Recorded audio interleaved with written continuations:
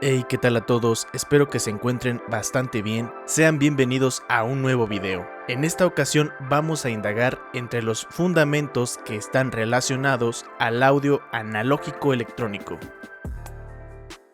Bien, como ya lo hemos platicado en videos anteriores, el voltaje es uno de los elementos que siempre estarán presentes en el mundo del sonido. Recordemos que este es una presión eléctrica que puede ser representada de manera lineal en voltios o logarítmica en decibeles. Pero cabe mencionar que la forma de onda electrónica es un trazo de voltaje contra el tiempo y este es análogo a la presión acústica. Una de las magnitudes que siempre vienen de la mano con el voltaje es la corriente, y esta es la densidad del flujo de la señal a través de un circuito electrónico, es decir, a medida que la corriente aumenta, la cantidad del flujo de electrones se eleva. En este punto es muy importante mencionar que la transmisión del audio analógico entre dispositivos electrónicos, excepto entre amplificadores y altavoces, siempre van a requerir de un flujo de corriente mínimo y su unidad de medida son los amperes. Bien, la siguiente magnitud resultante de trabajar con dispositivos electrónicos y no solo para el audio es la resistencia, quien es la encargada de limitar el flujo de corriente dentro de un circuito. Es decir, a medida que la resistencia aumenta, el flujo de la corriente disminuirá y su unidad de medida es en ohmios u ohms. Otra de las magnitudes en el audio analógico electrónico es la impedancia, y esta es dependiente de la frecuencia y viaja en dirección contraria al flujo de la corriente dentro de un circuito. También se puede decir que la impedancia es una combinación entre la resistencia, la capacitancia y la inductancia. Esta también es conocida como la resistencia a los circuitos de corriente alterna y posee tanto magnitud como fase, a diferencia de la resistencia que solo tiene magnitud, y esa es la razón por la cual la impedancia depende de la frecuencia. Cabe mencionar que las especificaciones de impedancia de entrada y salida son de gran importancia en la interconexión de dispositivos electrónicos, tales como amplificadores y altavoces. Es decir, determinando la cantidad máxima de dispositivos, se podrá saber la pérdida de la impedancia a través de los cables y límites del rango de frecuencia superior e inferior que trabajan cada elemento. Sin embargo, la importancia de este punto es que si la impedancia aumenta en frecuencias por encima de su rango de operación, en consecuencia, el nivel de salida disminuirá y su unidad de medida también es en ohms. Anteriormente se mencionaron varios de los elementos que conforman a la impedancia y uno de ellos es la capacitancia, o mejor llamada la reactancia capacitiva. Esta se expresa como la relación entre la carga eléctrica de cada conductor y la diferencia de potencial, es decir, las caídas de tensión que existen entre ellos. Lo importante en indagar en este elemento es que los condensadores dentro de un circuito siempre darán paso a una señal a través de placas conductoras paralelas. Sin embargo, estas estarán desconectadas y también que una señal de corriente directa no puede fluir a través del espacio entre esas placas, pero en cambio una señal de corriente alterna sí podrá hacerlo. Algo que también se ha comprobado es que la resistencia disminuye conforme la frecuencia aumenta. En otras palabras, cuando la impedancia es máxima, los condensadores se acercarán a ser un circuito abierto para la corriente directa, y cuando la impedancia es mínima, los condensadores se acercarán a ser un cortocircuito para la corriente alterna. Y por otro lado, cuando la capacitancia está en serie, filtrará la respuesta de frecuencias graves, y cuando está en paralelo, desviará las frecuencias agudas hacia tierra. Su unidad de medida son los faradios.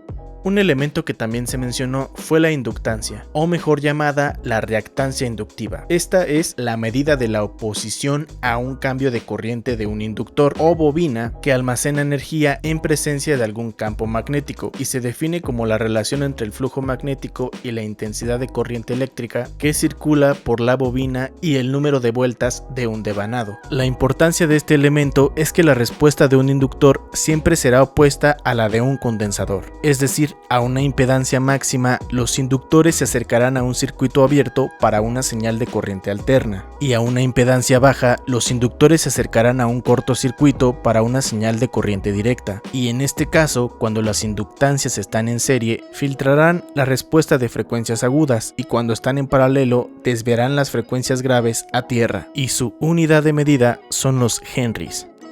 La siguiente magnitud es la potencia. Esta es el producto de la combinación entre el voltaje, corriente e impedancia. Cabe mencionar que la ley de Ohm expresa la relación entre estos tres parámetros que conllevan a la potencia. Por otro lado, es importante reflexionar que la mayoría de las transmisiones electrónicas implican potencia de mala calidad, es decir, transmisiones con voltaje, corriente e impedancia bajos. Sin embargo, para la transmisión del nivel de un altavoz, siempre se requerirá de una potencia sustancial, o sea, con un voltaje y corrientes altos, pero con una impedancia baja. Y es por eso que los altavoces que son de baja impedancia siempre van a requerir de una transmisión de energía específica. Cabe mencionar que la potencia acústica se produce por la presión, el área de superficie y la impedancia acústica, mejor llamada inertancia, y también tomar en cuenta que los micrófonos y nuestros oídos son sensores de presión, no de potencia, y que perciben niveles de sonido solo por medio del cambio del nivel de presión sonora. Y por último, que su unidad de medida de la potencia es en watts.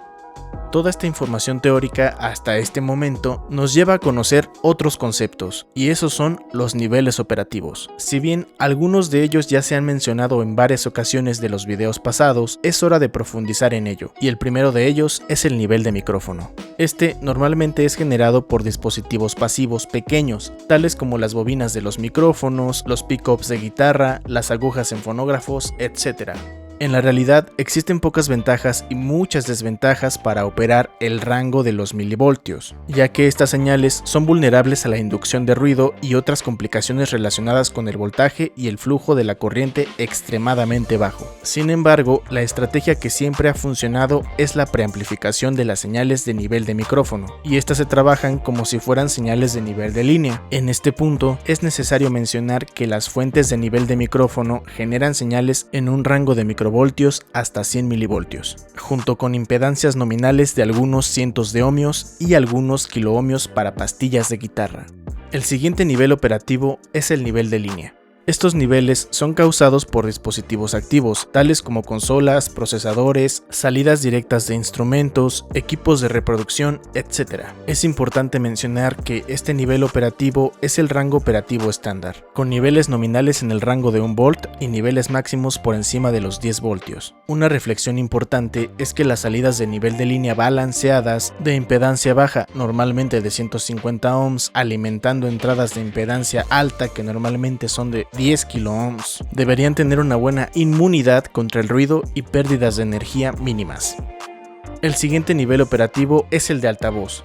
El generador exclusivo de este nivel operativo son los amplificadores de potencia, y en la realidad no existe un nivel nominal de altavoz. En su lugar, las especificaciones del nivel de altavoz se refieren a la capacidad máxima de potencia que puede soportar, y para especificar niveles de potencia debemos conocer dos parámetros: el voltaje y la impedancia. Por ejemplo, un amplificador de 100 watts conectado a un altavoz de 8 ohms puede generar 28.3 voltios, mientras que un amplificador de 400 watts conectado al mismo altavoz alcanzará 56.6 voltios. Y si quieres saber cuál es la magnitud en dBus o dBVs, te recomiendo ver la tabla del video anterior.